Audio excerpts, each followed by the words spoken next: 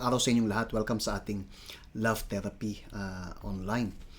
And gusto ko sanang i-continue natin yung ating subject last week. Kayo na nanood last week, pinag-usapan natin yung tungkol sa revealer, revealer of the soul. Na pag-usapan natin na ang Diyos nire-reveal sa atin yung mga hindi natin alam patungkol sa buhay natin, patungkol sa sarili natin.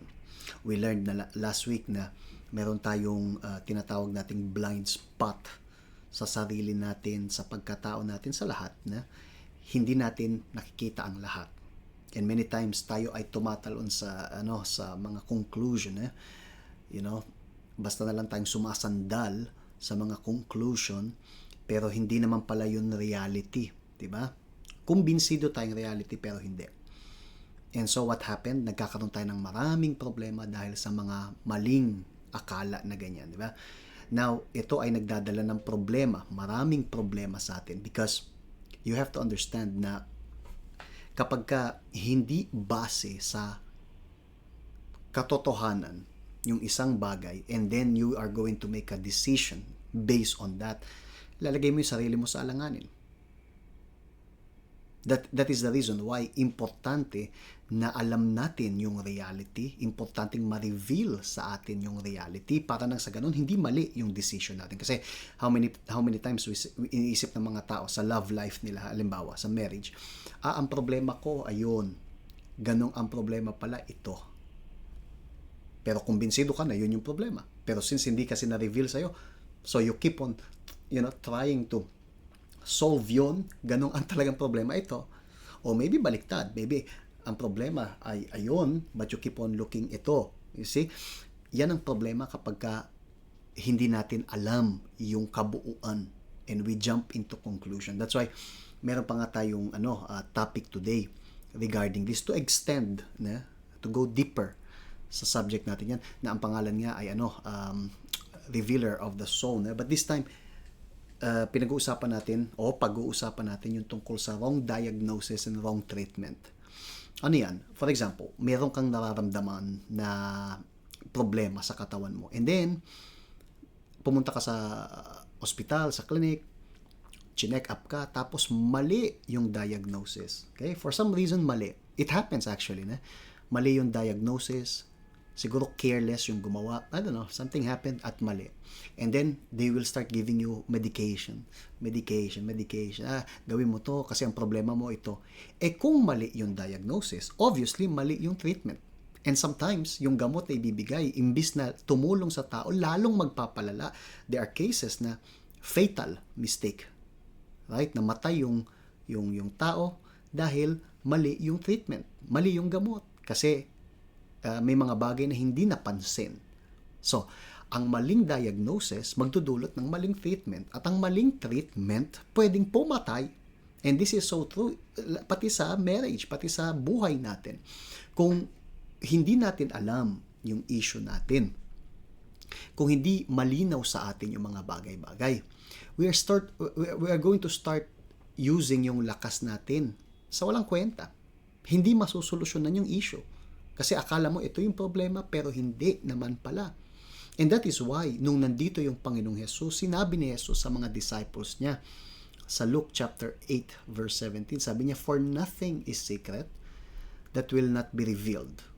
For anything hidden nor anything hidden that will not be known and come to light." So, anong tinutukoy ni Jesus dito? Nung kausap ni Jesus yung mga disciples niya, tuntua sila kasi yung si Satanas sumuko, yung mga evil spirit na palayas nila. And then yun yung time na sinabi ni Jesus sa mga disciples about many of these teachings. Nagsimula siyang magturo sa kanila about spiritual things. Nung sinabi niya, "Nothing is secret that will not be revealed, nor anything hidden that will not be known and come to light." Ang tinutukoy ni Jesus ay yung spiritual world. Okay? Kasi spiritual world din natin nakikita. Spiritual nga, di ba? But they exist. They exist. Ang kailangan mo lang gawin, look sa labas. Look sa news. You will see na while yung kabutihan exist, okay? Merong kabutihan, pero meron ding kasamaan. Ang daling makita. Tumingin ka lang sa labas, you will see. May kabutihan at may kasamaan. Now, ang source ng kabutihan at ang source ng kasamaan ay magkaiba. Okay? Ang source ng kabutihan, obviously, yung Diyos. Siya ang source ng lahat ng mabuti na meron. Ang source ng kasamaan, hindi yung Diyos. Ang source ng kasamaan, si Satanas. May mga taong hindi to tinatanggap, may mga taong hindi to pinapansin. They think na yung demonyo doesn't exist. So, biniblame nila yung Diyos sa lahat. So, kapag may mabuting nangyari, yung Diyos. Pag may masamang nangyari, maybe yung Diyos. Hindi nila maintindihan. Ganong hindi totoo yan. We need to understand na merong spiritual enemy. At ang tunay na enemy natin ay ang demonyo. For example, kapag yung tao may problema palagi sa love life niya, may problema palagi sa marriage niya. Okay, merong participation, okay, yung tao, pero at the very core, merong demonyo doon na gustong sumira sa marriage. Merong demonyo doon na gustong sumira sa relationship, right? Kung iisipin kasi kung ang diagnosis, okay, look at this, gamitin natin para malinaw, okay? Linawin natin. For example, yung asawa palaging babaero, okay? O lasenggo, o bungangera, o whatever, kung ano yung problema. And then, ang diagnosis mo ay, anong problema? Ang problema ko kasi, ang asawa ko ay addict, ang asawa ko ay, lasenggo, ang asawa ko babaero. So, yun yung nakikita mo. Pero ang hindi mo nakikita, may demonyo. What happens? Anong treatment mo? Ang treatment mo ay tablahin yung tao. Yes or no? Tablahin. Kasi siya yung nakikita mong problema, babaero ka, ayaw mo magbago and things like this. So, dahil sa yun ang nakikita mo, ang solusyon mo ay atakihin yun kasi yun ang problema, di ba? Pero what you don't realize is that sa likuran nun, merong demonyo. At yung demonyo na dapat mong atakihin, hindi mo inaatake. That's why patuloy siya sa paggawa ng mga problema. Same thing sa single. May mga single na ang akala nila, lagi akong single, bakit? Siguro, kaya hindi ako mapansin kasi, pangit ako, pangit. Right? Pangit ako, pangit. You know? Kaya hindi ako napapansin. So, anong gagawin nila? Magpapa-retoke, right? Magsusuot ng mga, revealing clothes, para ano? Kasi ang problema raw, hindi sila mapansin. Ang problema raw, pangit sila. So, papaputi, right? Right? Kasi yun daw yung problema. But what happens? Hindi yun yung problema. Ang problema, may demonyo. Merong demonyo na maybe nasa likuran ng insecurity, nasa likuran ng nararamdaman ng tao. Right?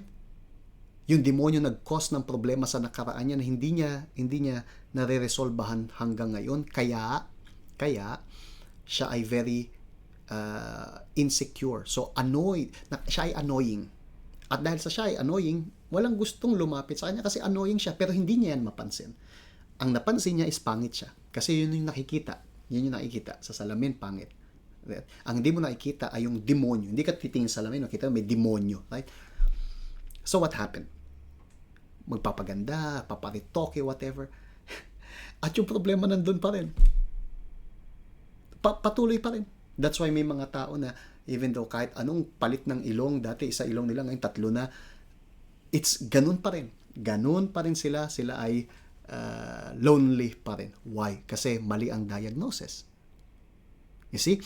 So, what you need to understand is, nung sinabi ni Jesus na for nothing is secret that will not be revealed, ang tinutukoy ni Jesus dito ay yung demonyo. Tinutukoy niya na sa likuran ng mga problema natin, may masasamang espiritu na kailangan nating labanan. Kung yung tao laging may problema sa marriage, may demonyong nandyan. Yung asawa ko ay may demonyong nandun. Hindi yung asawa mo yung kalaban, yung demonyo. Ang tanong ay, kinakalaban mo ba yung demonyong yun? Kung ikaw palaging single, lagi kang naluloko o lagi kang naa-attract sa mali. Siguro, ikaw yung taong naa-attract sa may asawa. O maybe baliktad. Maybe you say, laging ang laging na-attract sa akin mga may asawa na ganito. So, sa tingin mo, di ba? Sa Satanas, kasi maganda ka, kasi gwapo ka, something like that. But no. Kaya ganyan, kasi may demonyo kang dala. Na yung demonyo mo, demonyong nasa sa'yo, tinatawag yung attention ng iba, parang gayuma, and then napapatingin sa'yo, at ikaw naman, tinatanggap mo. Right? Tapos ang akala, ano bang problema ko? Lagi silang na-attract sa akin. Siguro sa itsura ko. No, not sa itsura. May demonyo na nandyan na tumatawag ng atensyon. So, what we are trying to say is that sa lahat, okay? Lahat ng issue natin, merong spiritual explanation. As Christians, we understand na merong spiritual world na kailangan nating mapagtagumpayan. Yung mga problemang to dapat mapagtagumpayan. Now, sinabi natin sa inyo, kailangan mong labanan yung demonyong yan. Paano natin lalabanan? Si Jesus yung nagsabi. Sinabi niya sa mga disciples na sa Luke chapter 10. Behold, I give you the authority, sabi ni Jesus, to trample on serpents and scorpions and over all the power of the enemy. So, pinapakita ni Jesus sa mga disciples niya. Una, pinakita ni Jesus na merong nakatago. Meron daw sikreto. Demonyong nakatago. Nung nireveal yun ni Jesus, binigyan niya rin sila ng kapangyarihan para talunin. Look how interesting kung paano magtrabaho ang Diyos. Ang Diyos, He doesn't just reveal sa'yo yung problema. Okay? Tapos iiwan ka sa ere. It's like, ang problema mo ito. And then done. Tahimik na. No. Sasabihin ng Diyos, ang problema ito. Okay? Ang problema, may demonyo. But I give you power laban sa So, hindi ko lang ni-reveal yung problema, binigyan din kita ng lahat ng kakailanganin mo para resolbahan yung problema. That is how God is. Amazing. Sinasabi niya kung ano yung issue natin at binibigyan niya tayo ng kapangyarihang talunin ang issue natin. Okay? That is why sa last slide na tinipel ko sa inyo, I want you to understand this very powerful lesson.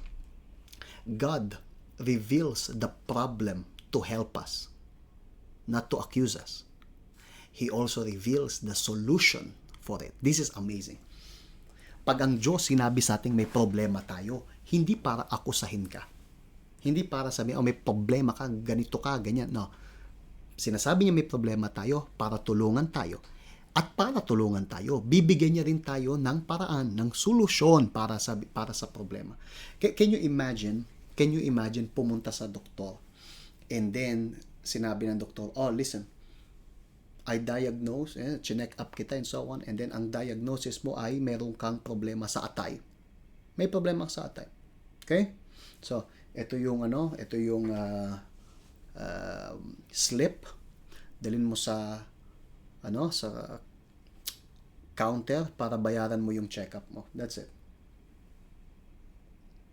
Ano yun? May kulang. Anong kulang? Well, sinabi mo sa akin may problema ako sa atay, tapos ngayon, tapos na, bayad na lang ako sa counter.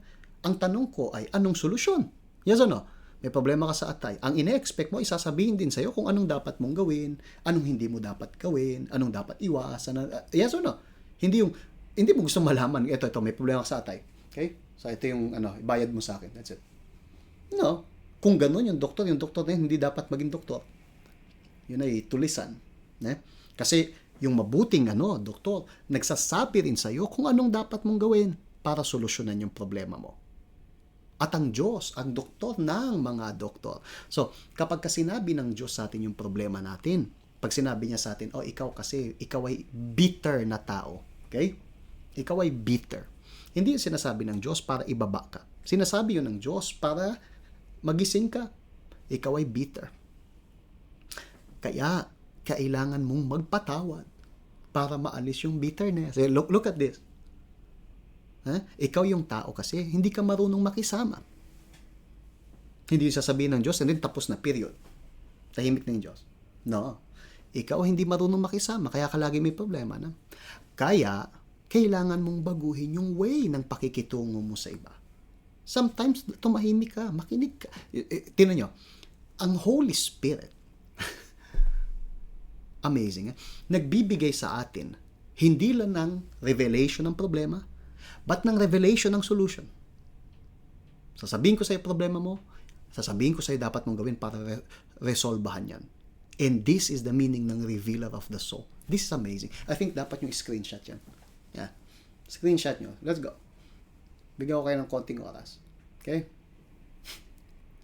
God reveals the problem to help us, not to accuse us. He also reveals the solution for it. There you go. That's it. People, ang Diyos ay revealer. Revealer ng problema, but revealer ng solution. Hindi kanya iiwan sa ere.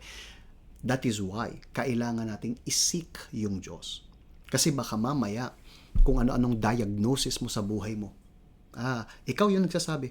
Alam niyo yung mga tao may nararamdaman, tapos sila nagsasabi, ay, siguro may ano ko sa bato. Sila na mismo nagsabi, di ba? Ay, ano ko sa bato kaya ang solusyon dyan, yan, alcohol ang solusyon dito para matunaw ang bato. Right? Ay, you know what? Inom ako ng sabon para luminis ang tiyan. Something like this. My goodness. Don't try and diagnose yung sarili mo. Tanungin mo sa Diyos, Panginoon, ano po ba ako? Sino po ba ako? Bakit po ba ako ganito? Ano po yung katotohanan ko? Ask God. He will reveal to you. Okay? And not only that, hingin mo rin sa Diyos, Panginoon, ano pong dapat kong gawin ngayon? Ngayon, alam ko na kung ano ako, kung anong problema, anong dapat ko pong gawin. There you go. At sasabihin niya sa inyo. Alright? This is what I want to share with all of you today. Next week, magbabalik tayo. Kung may natutunan kayo, pakilagay dito sa ating comment section.